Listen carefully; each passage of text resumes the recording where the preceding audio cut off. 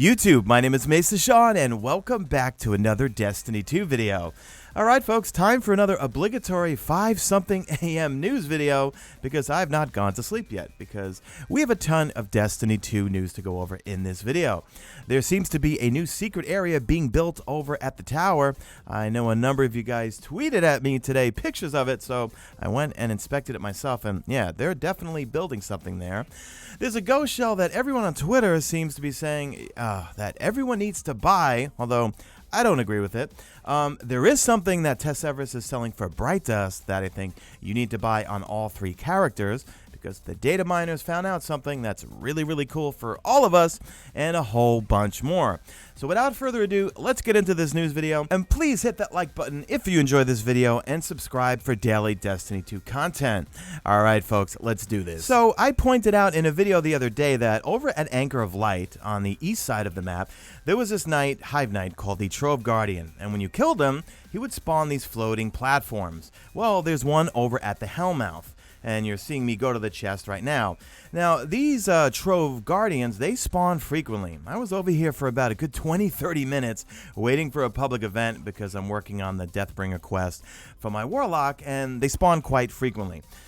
These are good chests, especially for newer folks trying to get their power level up, because they usually will give you a blue, but I found myself getting a lot of those consumables called Lost Ghost Traces. Those are what you can give to Eris Morn, and then she will give you a task to go find some ghosts over on the moon.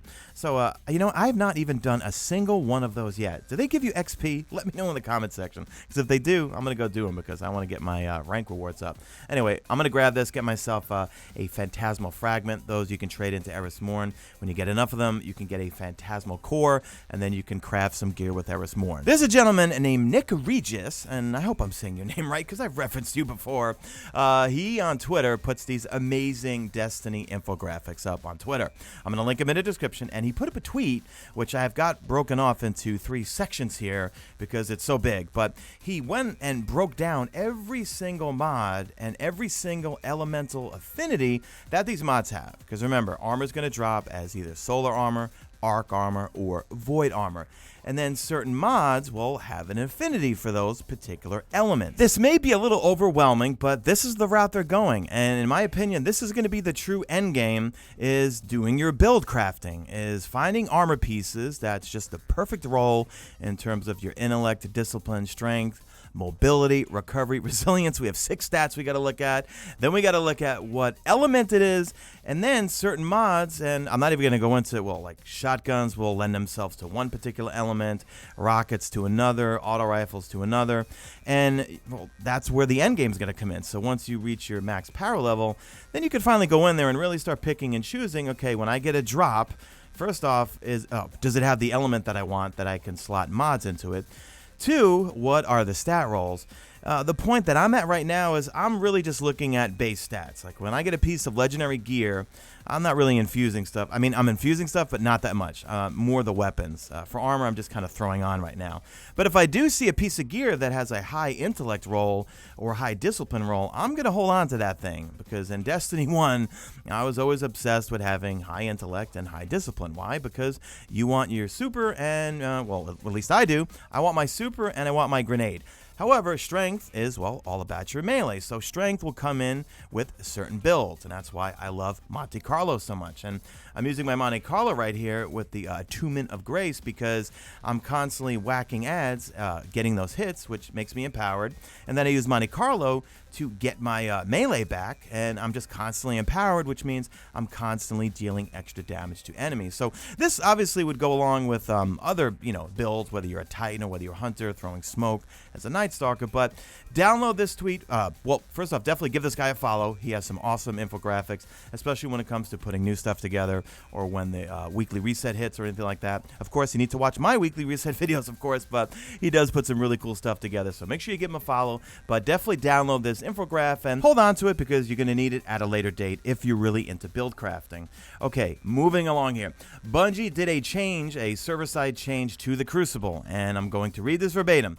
Cosmo posted this over on Bungie.net, over on the forums. So, changes to heavy ammo in the Crucible. Due to recent feedback asking for a reduction in the amount of heavy ammo available in the Crucible, we are issuing a server-side change to the following modes. These changes should be live right now. Control will now have heavy ammo spawn at 45 seconds and then every 120 seconds. It was spawning at 45 seconds and then every 60 seconds. Clash and Supremacy will now have heavy ammo spawn in at 60 seconds and then every 120 seconds. It was spawning in at 15 seconds and then every 60 seconds. We do not have server-side settings to change up the new 3v3 survival mode, but do plan to make the following changes in an update later this month. Survival will soon have heavy ammo spawn in at 60 seconds and then again 60 seconds later, just as the tiebreaker objective spawns. It is currently spawning in at 30 seconds and then every 60 seconds.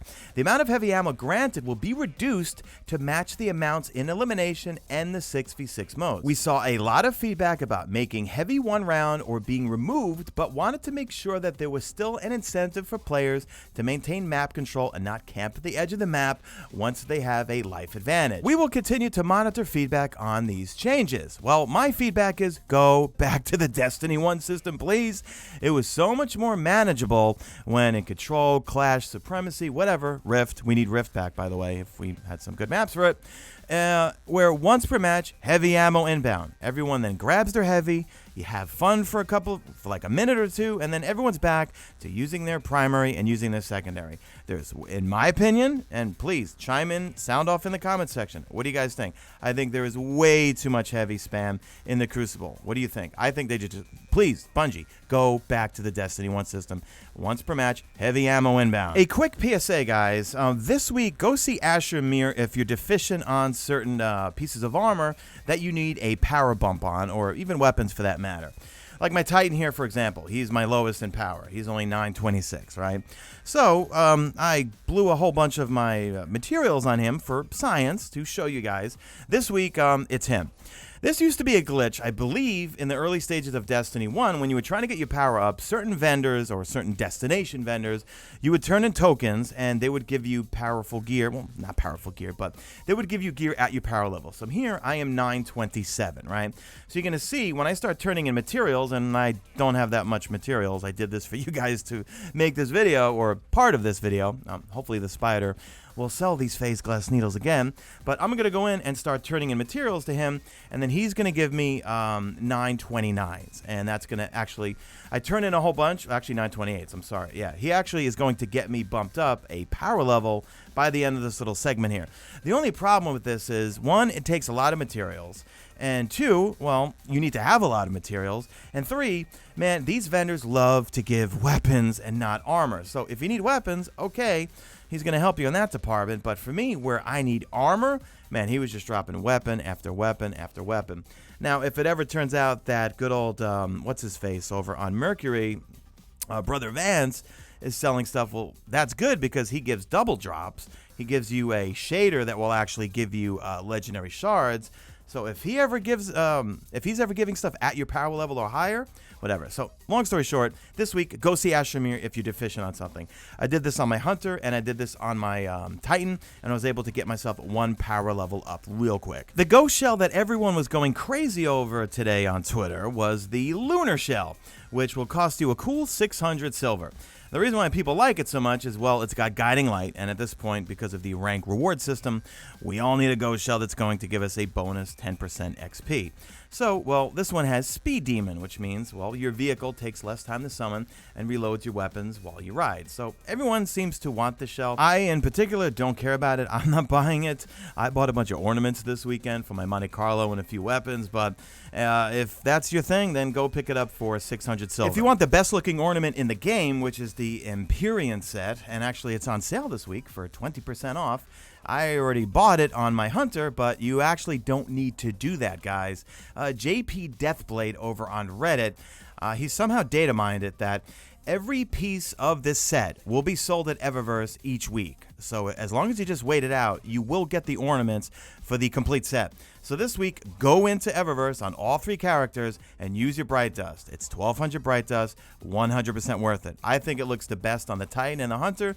The Warlock, it looks okay. You guys know me. I like my Dawning Year 1 set, but if you want the full set, you really don't have to use silver to buy it. You could use your silver to buy other things like weapon ornaments like I do, but for this particular armor set, she will be selling the entire armor set over the course of the next few weeks. Lastly, a number of you guys on Twitter were sending me screenshots that something is being built behind Ikora Ray. And sure enough, take a look, guys. There's this whole other area here that looks like it's being built and literally being built. You see some NPC characters. You can't interact with them or anything, but they are clearly building something here. There's some sort of box here that this guy's working on. I'm going to give him a swing of the good old golf club there. But yeah, there's some sort of area that's being built, and maybe this will be where the Festival of the Lost will kick off, because we know the Festival of the Lost, that's going to be coming on the 29th through the 19th of November.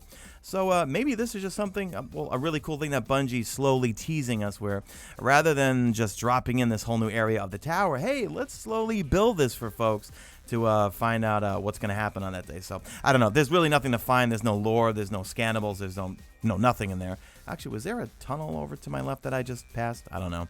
Anyway, I just walked around. I didn't find anything, but you guys just feel free to jump over. Let me know in the comment section if you explore it and find anything. I certainly didn't. I just fall to my death here in a second. So anyway, that's going to do it for this video, guys. I need to go to bed because I never get any sleep because I love you guys too much.